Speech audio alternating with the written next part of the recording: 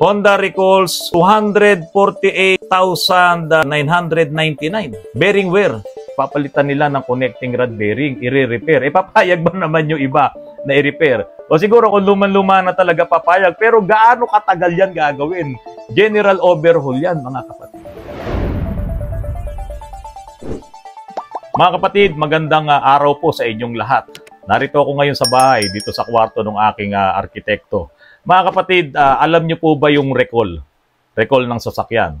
Naranasan niyo na po bang ma-recall ang inyong sasakyan? Or nakaranas na ba kayo ng ganitong bagay, itong recall? Mga kapatid, napakalaking issue ng recall pagdating sa mga car manufacturers. Dahil mapamaliit na bagay or malaking bagay ang i-recall doon sa mga ginawa nilang mga sasakyan, ay talaga pong kayang sirain ang kanilang credibility. Kayang alisin yung ganda ng kanilang mga kumpanya dahil dito sa mga recalls na to. Kaya po ang ginagawa nitong mga car manufacturers na ito, kapag may namumuong issue ng recall sa kanilang mga units at kailangan nilang ito ay gawang agad ng paraan. Pero bago natin puntahan yun, ano po ba talaga ang recall? Ang recall po ay kapag yung manufacturers ay nakita niya na mayroong problema yung sasakyan na yon na hindi na makaabot doon sa minimum safety, doon sa pinaka-safety standard ng kanilang sasakyan, ay gagawa na nila to ng aksyon. Mag-i-issue na sila ng recall doon sa mga nakabili ng mga sasakyan na yon, susulatan na po kagad kayo ng manufacturer para doon dalhin sa kanila at ayusin nila. Sasabihin nila kung ano yung dahilan ng recall, kung ano yung nasira. At sasabihin din nila kung ilang araw gagawin niya or kung ilang oras, kung mabilis lang. At sasabihin din nila na wala kayong babayaran, libre yan. Kaya kung merong mga car manufacturers or dealers or kasa na sinulatan kayo na kayo ay may recall, pinaghahanda kayo ng pera para may bayaran kayo, ay mali po yun. Ang sabi po nila, wala daw pong bayad kapag po recall ang pag-uusapan. So ang recall po mga kapatid, kapag yun nga, may nakita na silang issue diyan sa mga sasakyan na yan at hindi na niya maabot yung minimum safety or yung safety standard ng sasakyan, yung buong performance niya ay nagkakaroon na ng problema, gagawa na po sila ng paraan para yung pong mga units na yan ay ma-recall at kanilang maayos bago pa dumating yung iniiwasan nilang malaking aksidente or malaking problema. Mga kapatid, maraming mga modelo ng sasakyan, maraming mga brand ng sasakyan ang talagang dumadaan naman dito sa recall. Yung iba, malalaking issue. Yung iba naman ay maliliit na issues lang, tulad nung sa airbags. No, marami ito, milyon-milyon ang mga sasakyan na tinamaan nitong problema na to, nitong airbag. So lahat yan ay ni-recall, lahat yan ay inayos nitong iba't ibang mga car manufacturers kasi nga napaka-importante kapag ang airbag ay nagka-problema, kung hindi yan gumana, halimbawa, nagkaroon ng aksidente, kaya nga nilagyan ng airbag yan para makasalban ng buhay yan. Tapos hindi gumana. Meron naman ding pagkakataon na ginagamit mo biglang gumana, nagdadrive ka.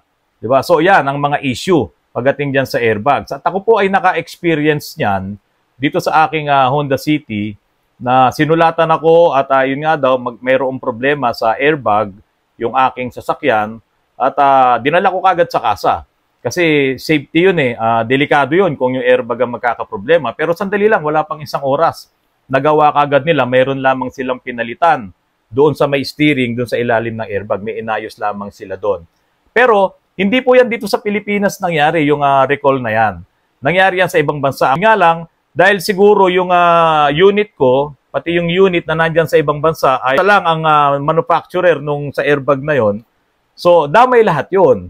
Yun ang maganda doon kasi siyempre hindi makikipagsapalaran itong Honda na baka mamaya kung hindi niya palitan yun nandito sa Pilipinas. Kahit pa sabihin mo sa ibang bansa nang galing yung problema na yon, yung mga issues na yon, ay hindi pwedeng hindi nila idamay ito sa Pilipinas. Yung issue na yon tungkol doon sa na-experience kong recall, hindi ko lang talaga matandaan kung yung ba ay nagkaroon ng aksidente. Pero kasi, pwede naman kasing magkaroon ng recall nang hindi pa nagkakaroon ng aksidente. Sa ibang bansa, mga kapatid, lalong-lalo na sa US, meron silang National Highway Traffic Safety Administration. Yung administration na yan, mga kapatid, ay kayang-kaya nilang mag-legislate ng batas para dito sa safety at kung ang pinag-uusapan talaga ay itong mga sasakyan. So sila ang in charge diyan, sila ang magpapatupad ng batas ora mismo. Kapag ka nagkaroon ng mga problema yung mga sasakyan na nandiyan sa US. Bago pa makarating yung problema sa kanila, ito namang mga car manufacturers dyan sa US ay gagawa na nila ng paraan yung mga issues na yan. Halimbawa, itong isang US citizen 1, meron siyang issue, dinala niya ngayon sa isang kasa, isang brand lang ng sasakyan ang pag-uusapan natin. Halimbawa, dinala niya dyan sa isang kasa sa Los Angeles, ang kanyang problema ay tungkol sa airbag. Dinala niya doon, pina-check up niya. Okay. Tapos, meron na namang isa, si number 2, pumunta naman dyan sa New Jersey, halimbawa.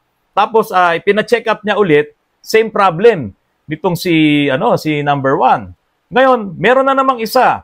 Halimbawa, doon naman sa Texas, nagpagawa din doon. Yung isang brand lang na to pinag-uusapan natin. Same din ang problem. O yung pang-apat, ganun din, sa ibang lugar din.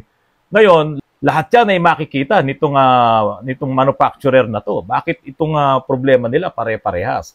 So kung yung problema nila pare-parehas, gagawa na nila ng paraan yan, pag-uusapan na nila yan, at itong mga units na to, na pare-parehas ng model ay mayroong ganong issue, ayan po, yan po ay subject for recalls na. Kaya ngayon, i-recall nila yan bago pa makarating dito sa ahensya ng gobyerno, itong National Highway Traffic Safety Administration. Bago pa makarating doon, gagawa na nila ng paraan yan. Itong National Highway Traffic Safety Administration, kayang-kaya nilang gumawa ng batas. Kayang-kaya nilang magpatupad ng batas direktamente. Lalong-lalo na pag ang pinag-uusapan ay itong mga sasakyan tungkol sa kanilang performance, sa safety at sa iba pa. Yan po ang trabaho nitong ahensya ng gobyerno na to diyan sa US. Ngayon, dito sa Pilipinas, ang parang halos katapat po niyan ay itong Land Transportation Office. Yun nga lang, ang Land Transportation Office, wala silang kakayahan na mag-issue ng recall. Lalong-lalo na yung mga compulsory recall. Ito kasing si TSA, kayang-kaya niyang sabihin, oy, recall yan, ipa-recall mo yan. Eto, nakita namin ng mga problema, ipa-recall mo yan. Kayang-kaya nilang gawin yun. Kayang-kaya nilang itulak itong mga car manufacturers. Pag hindi nila ginawa yun, magkakaproblema sila. Dito sa Pilipinas, si LTO, hindi po niya pwedeng gawin yun.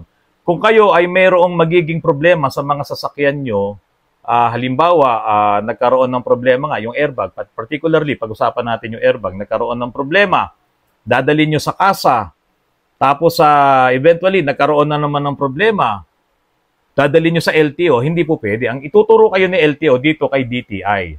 Papunta na ngayon tayo sa proseso na si DTI ngayon ang magiging yung savior natin. Kasi ang si DTI ngayon ang magpapatawag diyan sa mga car manufacturers na yan or dealers na yan para pag-usapan, para mag-mediate siya ngayon. Pag-uusapan yon. Ngayon, ito mga kapatid, ang problema dito sa Pilipinas, kung ma-experience mo nga yung mga issues na yan, hindi ko lang alam, wala pa akong nabalitaan na nagka-recall dahil tayo yung pinagsimulan. Halimbawa, ako, nagreklamo ko, eto, may problema yung ganito ko. Tapos ito naman kaibigan ko, doon naman sa ibang bayan, nagreklamo din, parehas kami ng sasakyan. Tapos another na naman na ibang tao, nagreklamo, same. Wala pa ako nabalitaan na ganun. Kung may alam po kayo, paki-message nyo lang, paki-comments nyo lang po. Tapos nagkaroon ng recall. Kung meron man po sa inyong naka-experience yan. Kasi mga kapatid, kung hindi, aasa lang tayo doon sa mga recall sa ibang bansa. Yung recall dyan sa India, recall dyan sa Malaysia, recall dyan sa Thailand. Kasi dapat dito, kung tayong lahat ay nakabili ng isang brand at nagkaroon tayo ng problema, dinala natin sa kasa, dapat itong si kasa ang gagawa ng paraan upang mag-execute siya or mag-issue siya ng recall doon sa lahat ng mga nakabili ng sasakyan na yun. Dapat ganun ang gagawin ni kasa, ni manufacturer. Kasi kung hindi niya po gagawin yon, kawawa tayo. Maghihintay tayo na, boom, gumano na lang yung problema. Kasi wala tayong National Highway Traffic Safety Administration. Wala tayong ganun dito na talagang may ngipin yung kanilang batas. Nangangagat talaga sila. Dito sa atin, ng LTO, ang trabaho ng LTO, magrehistro ng mga sasakyan, mga licenses, permits, adjudication. Yan, magpatupad sila ng mga batas trapiko under sa land transportation. Yan ang pinakatrabaho nila. Pero yung mag-issue sila ng compulsory recall, wala po yun sa kakayahan ng LTO. Hindi po sila pwedeng gumawa nun. At iyon nga po ay makakarating sa DTI. Ang isang experience ko po dito, doon sa aking sasakyan, dahil yung sasakyan ko, ang dami kong issue doon sa nabili ko na yon. So, nagharap kami nung dealer niyan sa DTI, hanggang sa dumating kami, sa sobrang haba ng usapan namin, sa dami ng pag-uusap namin, dumating doon sa point na sabi ng DTI, kailangan ng third party para daw mapatunayan yung mga reklamo ko. Yun nga lang ang problema, magbabayad kami ng third party. So, ako na yung umayaw. Sabi ko, kung talagang hindi naman nila tutulungan or hindi nila gagawa ng paraan itong problema sa sasakyan, sige lang. Ngayon, ito na mga kasa, naawa naman siguro sa akin. Sabi niya, sir, ganito na lang. Bagong-bago pa lang kasi yung lemon law nun eh. So, wala pang implementing rules and regulations. Sabi nila, sir, ganito na lang. Habaan na lang natin warranty mo. So, yung warranty ko na 3 years, ginawang 5 years. Pumayag na lang ako kasi napaka masalimuot na nakikiharap ka sa kanila, patutunayan mo yung claim mo, sila din, ganun din. Patutunayan din yung claim nila, galing daw sa Japan yun, ganito. So, mag-uusap kami, hindi kami nag-a-arrive sa magandang usapan. Ngayon, kukuha ng third party, anong gagawin natin doon? Ako magbabayad ng third party, ako kasi yung nagre-reklamo. So, yun lang. Hindi naayos yun. Naging maayos din yung usapan namin dahil pumayag na lang ako doon sa gusto nila na in-extend ng 5 years, so kung may masisira doon, sagot pa nila. Papalitan nila libre, wala akong babayaran. Papalitan nila yung mga piyesang masisira. So, thank you sa inyo. Okay, hanggang ngayon, nandito pa sa akin yung sasakyan na yun. Ngayon, mga kapatid, balik tayo dito. Halimbawa nga, nagkaroon na kayo ng problema sa sasakyan nyo. At paulit-ulit na ginagawa. Halimbawa, kabibili nyo lang doon sa 1 year na nagkakaroon ng problema yung sasakyan nyo, paulit-ulit. Halimbawa, nasisira palagi yung makina. At doon sa loob ng makina na yon at iyon pa rin yung nagiging problema doon sa pang-apat na try at iyon pa rin at hindi nagiging maayos ang sasakyan nyo, pwede nyo nang kasuhan sila ng lemon law. Ang lemon law po kasi 1 year, tapos 20,000 kilometers, tapos yun nga po, yung paulit-ulit na 4 na try na nire-repair nila at paulit-ulit yung problema, pasok na po yun doon sa lemon law. Nung time na yun ako nagka-problema, wala pa po yung implementing rules and regulations. So, bye-bye muna pagdating doon. So, ngayon, eto na. Ang lemon law po natin gumagana na yan. At meron na pong mga nasampulan dyan. Meron na pong mga kapatid natin na nagkaroon, nanalo dito sa kaso na to. Ngayon, itong sinasabi ko, kaya lang naman napasok po yung lemon law dito. Ito po. Huwag po kayong maniniwala, mga kapatid, doon sa nagsasabing huwag nang mag-break-in. Huwag po kayong maniniwala dyan. Napakalaking issue po ng break-in. Halimbawa po, nabili niyo yung sasakyan, tapos hindi kayo nag-break-in. Tapos, within 1 year period, bago matapos yung 1 year period, nagkaroon kayo ng problema. Pwedeng nasira yung makina, o sabihin na natin. Ngayon, pagka po nasampahan to ng kaso ng lemon law at napatunayan doon na nilabag nyo naman yung break-in, dahil ito naman mga binibili natin sa sasakyan dito, tignan nyo sa manual, tanungin nyo rin yung manufacturer sa yung kasa na binila nyo, ito ba may break-in? Kasi kung may break-in yan, sundin nyo yung break-in. Dahil kung nagkataon na lemon yung nabili nyo at hindi nyo sinunod yung break-in, may katwiran sila dyan, baka magkaroon sila ng katwiran kasi hindi nyo sinunod yung break-in. Sa lemon law po, pag tinignan nyo yung batas marami rin po doon na dapat sundin para manalo ka. So kung hindi mo rin nasunod yung mga sinabi ng car manufacturers na gawin mo, lalong-lalo na doon sa kanilang preventive maintenance, yung bawat period na yon ginagawa mo, yung pasok doon sa 1 year at doon sa 20,000 kilometers, nalabag mo yon, hindi mo ginawa yon, tapos lemon pala yung nabili mo. Hindi, wala kang panalo doon kasi meron kang nilaktawan na maintenance sa kanila, hindi mo nasunod. Mga kapatid, ako naman po hindi abogado. Lahat ng mga sinasabi ko sa inyo rito, nire-research ko rin naman yan. At kung meron pong kulang, pagpasensyahan nyo po ako. At kung meron man akong nasasabi rito na hindi nyo matanggap, pagpasensyahan nyo rin po ako. Basta rito, ang importante, dito sa pinag-aaralan natin, dito sa lemon law, dito sa recall, ang recall naman po, tulad nga po nung sinabi ko sa inyo, napakalaking issue niyan na talagang ang hindi nabe-benefits yung mga car manufacturers. Kaya lang, hindi rin naman nila gusto yan dahil ang recall naman, mangyayari yan after na nagamit mo na yung sasakyan. Siyempre, bago naman kayo makarating sa doon sa usapan na yon sa lemon, nandiyan naman po ang DTI. Magmi-mediate siya pag-aaralan nila lahat yan kung yan ba ay papasok doon talaga sa Lemon. Kasi, mga kapatid, under warranty ka naman ng 3 years whichever comes first doon sa 100,000 kilometers. Ngayon, kung talagang naayos naman yung mga issues at gumaganda naman, nagiging maayos naman, hindi yung papasok sa Lemon Law.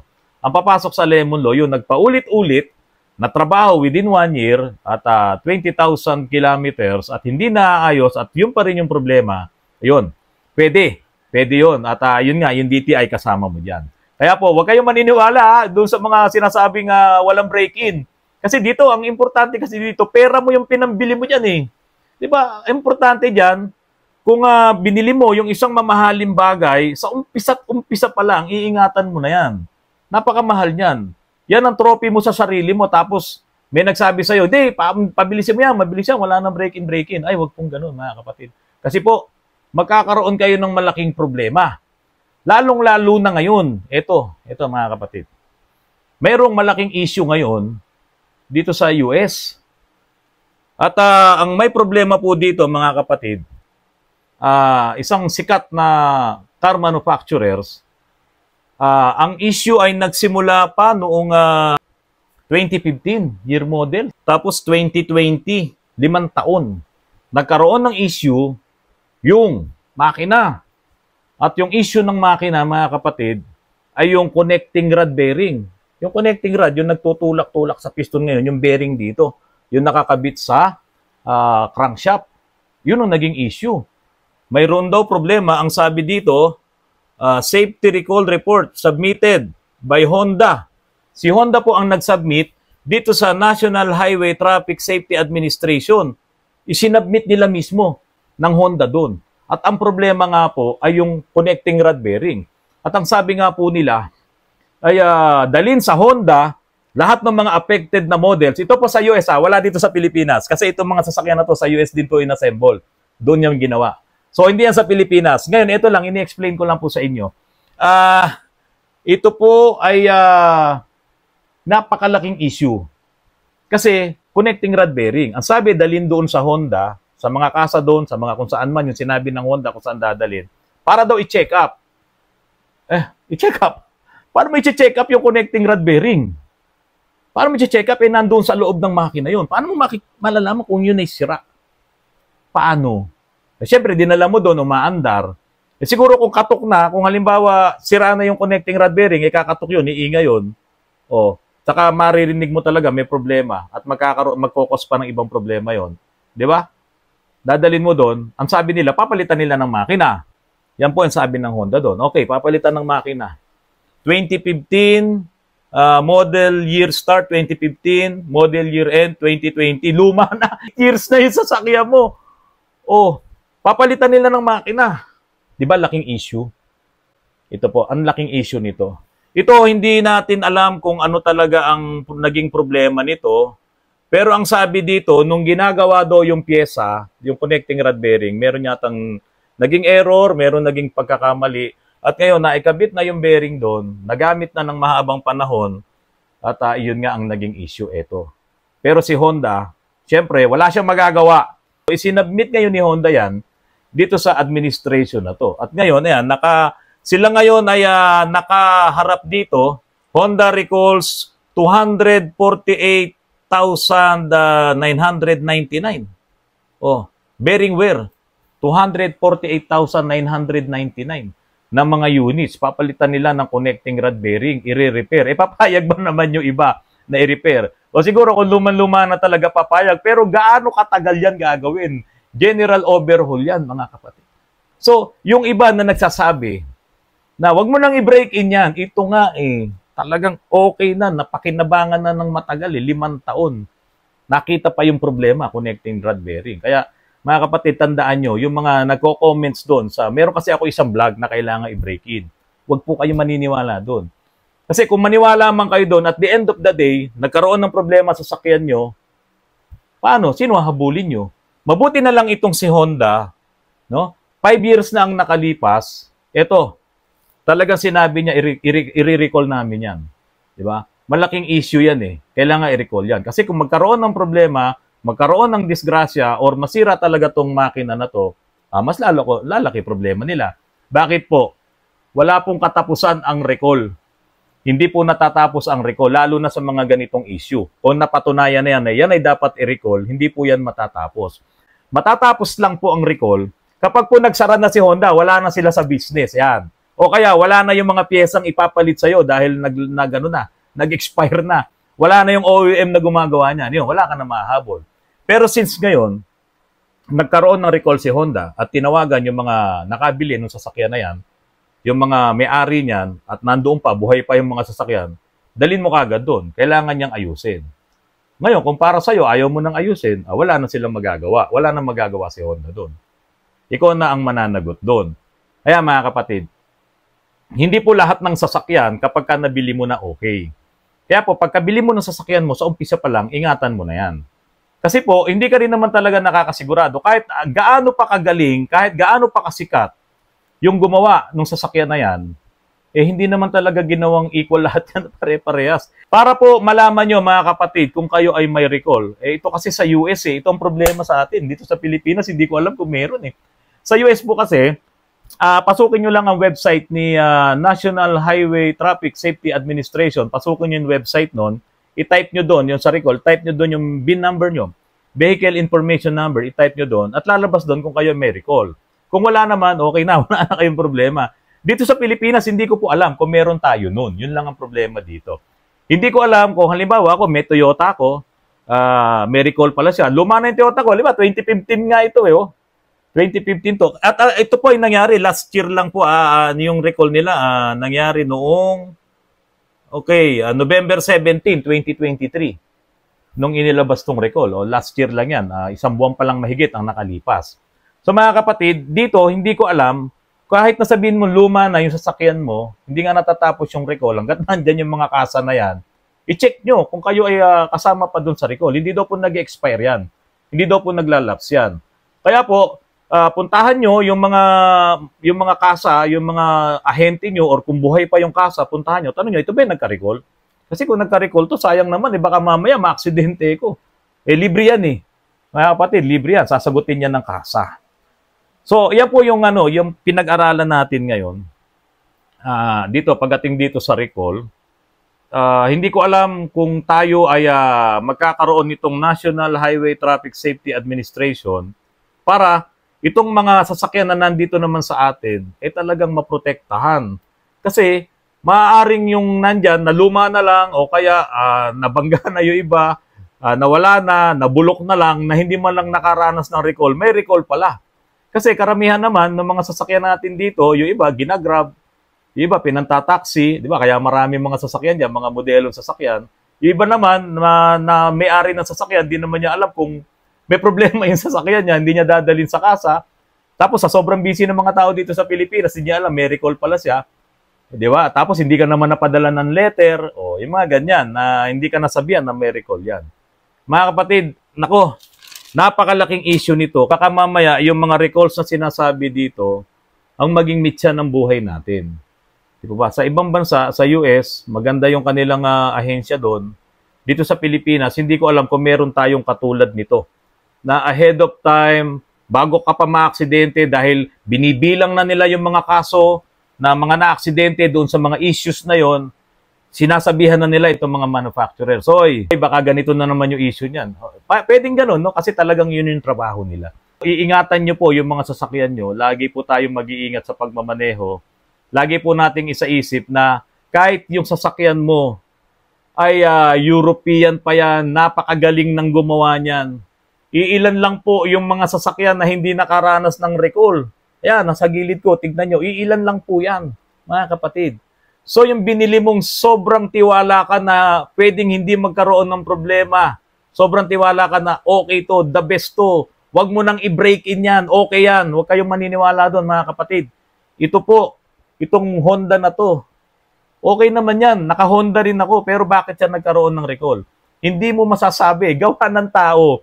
Nagkakamali, pwedeng magkamali. Kaya lang, kung tayong mga end user, gagamitin natin yan nang hindi natin iniisip na pwede palang magkaroon ng problema sa isang iglap, boom.